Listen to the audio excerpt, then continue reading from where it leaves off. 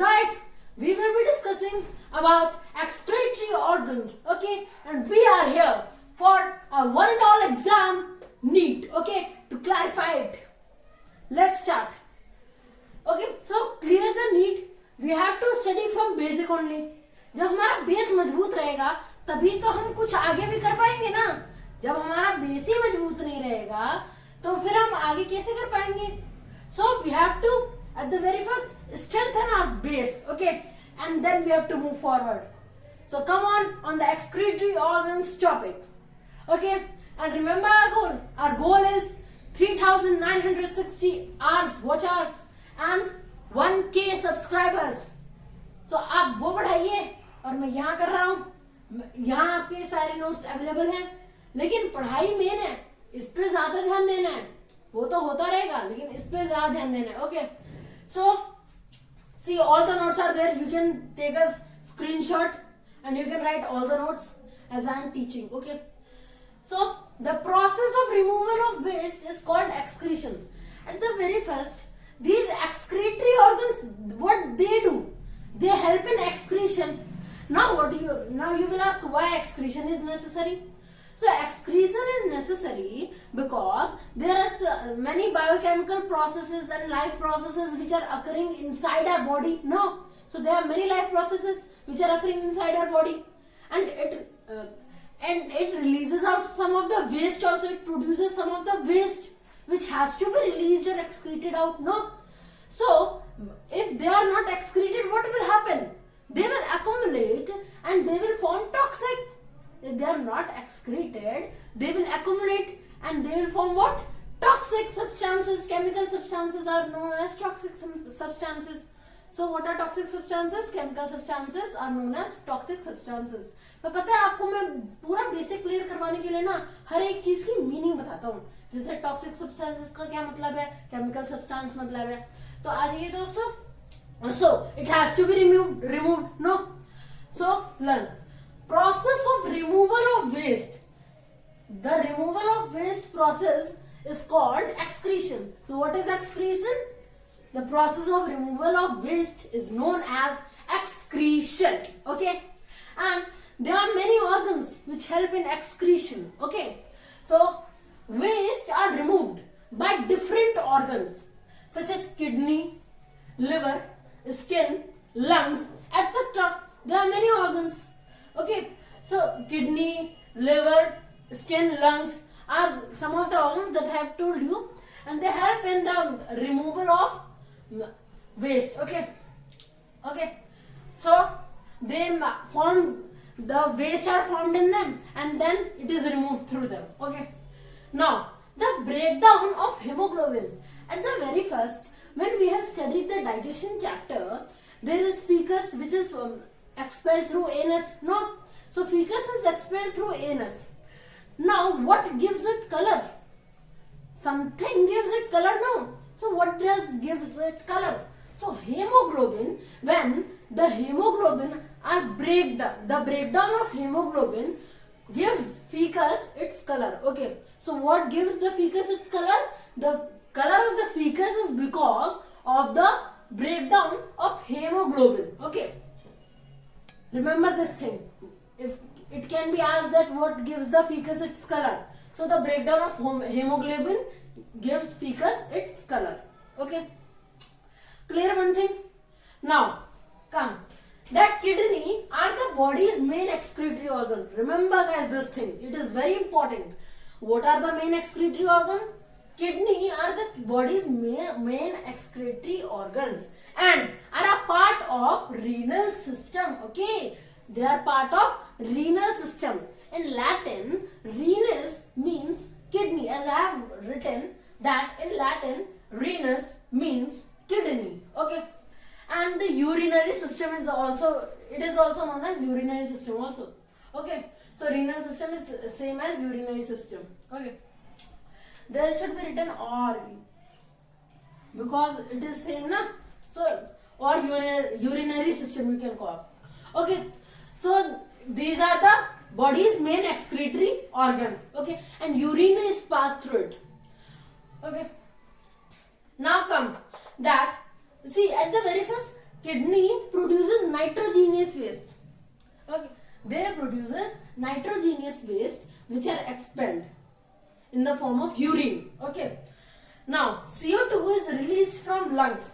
As I have told you in this only that waste are removed by different organs, kidney, liver, skin and lungs. Now we will be discussing about lungs. How the waste are removed by lungs. So CO2 is released from lungs.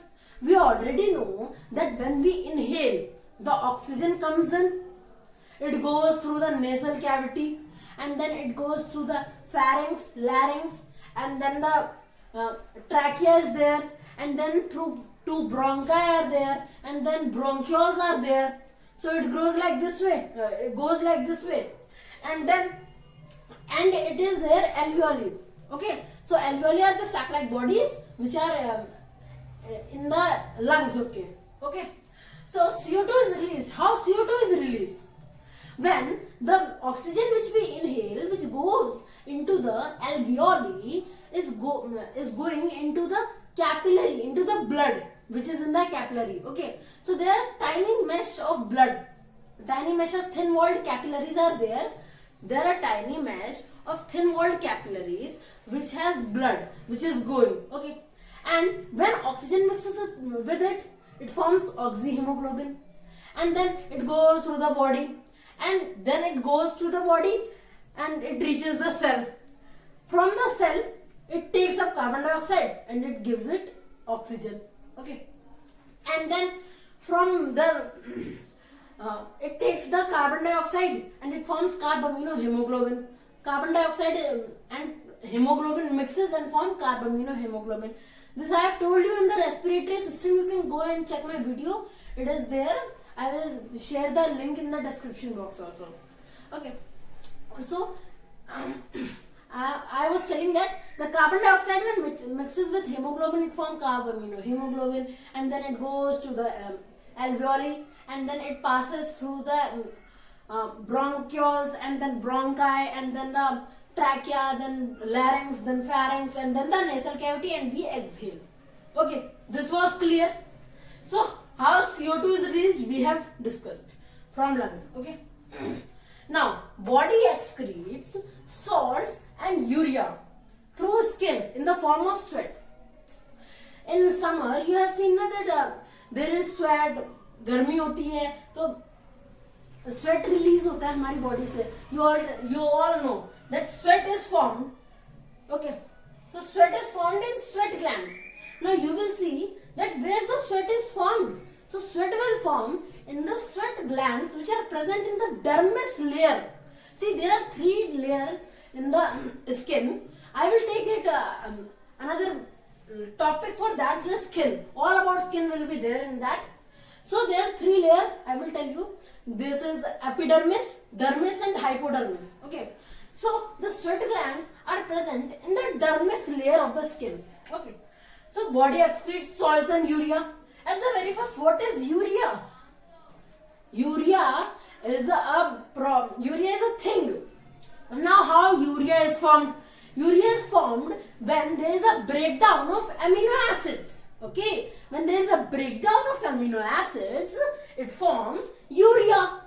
And what are amino acids? We have already discussed about in digestion and digestion chapter that about the amino acids. Amino acids are the end products of protein. Okay, in digestion they are the end products of protein. And when there is a breakdown of amino acids, it forms urea. Clear this thing? And the amino acids are also used to make some proteins. Okay, it is also used for making proteins. Clear? So they are also used for making proteins, for new proteins. And the removal part is then formed as urea. Okay, so body excretes salt and urea through skin in the form of sweat. So the waste part of the amino acid is expelled and it is breakdown and form what? Urea. So how the sweat is formed we have discussed. Now sweat is formed in the sweat glands. They are formed in the sweat glands which are present in the dermis layer of the skin. Okay. Now it regulation of the body temperature. It helps in regulate the body temperature. So what does the sweat do? It helps in the regulation of the body temperature. Okay. So the main function of sweat is to regulate the body temperature. You have seen. Now I will tell you that how sweat is coming from the sweat glands. See, when there are blood capillaries, okay, and in blood capillaries there are blood, and blood has water and waste products, okay, like urea and salt it has, okay. Then it will pass through the walls of the capillaries, okay. So the waste and water will pass through the walls of the capillaries, walls of the blood capillaries, and go into the sweat glands. And then sweat gland has a duct which is known as sweat duct, and then this sweat duct ends in the pore. Okay, we have pore na. So skins have many pores are there. So it will open in the pores. Okay, there are many pores in the skin. So the sweat duct will open in the pore of the skin, and through this pore only the sweat is released. Okay, clear how sweat is coming from the sweat glands? You can see the diagram, it is very clearly shown how the sweat is coming. Not how the sweat is coming, how is the sweat gland and how is the structure. Okay, now come that it helps in the regulation of the body temperature. I have told you that it helps in the regulation of the body temperature. And now you have seen that in summer you feel cool when there is sweat in your body. When there is sweat coming from your body, then it will evaporate with the heat energy. When the heat energy will be there, then only the evaporation will be there. And when it evaporates, you will feel cooler. Okay, this is how the body is regulating temperature. Okay, so it helps in regulation of the body temperature, and the skin feels cool. Okay, now dead RBCs are broken down in liver. Now we are going to learn about liver. I told you that there are many more organs also, like spleen is said here. See, dead RBCs are broken down in liver as well as spleen. Okay, this is the most important question for the NEET.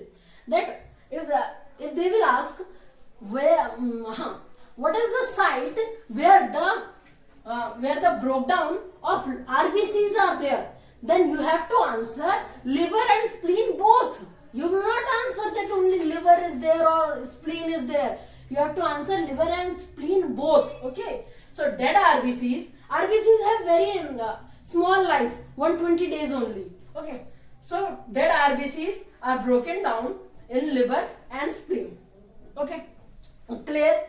Now the spleen retains the useful part of RBC. Now you will ask at the very first that where is spleen located? It is located in the left side of the abdominal cavity where is stomach. No, behind that stomach it is located. Okay, so spleen is located behind the stomach, only in the left side of the abdominal cavity.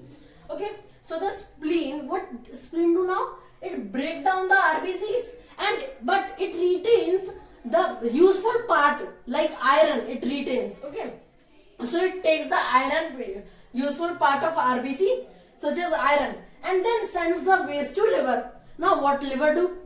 The waste will mix it. The liver will mix the waste with bile, and then it will release the bile.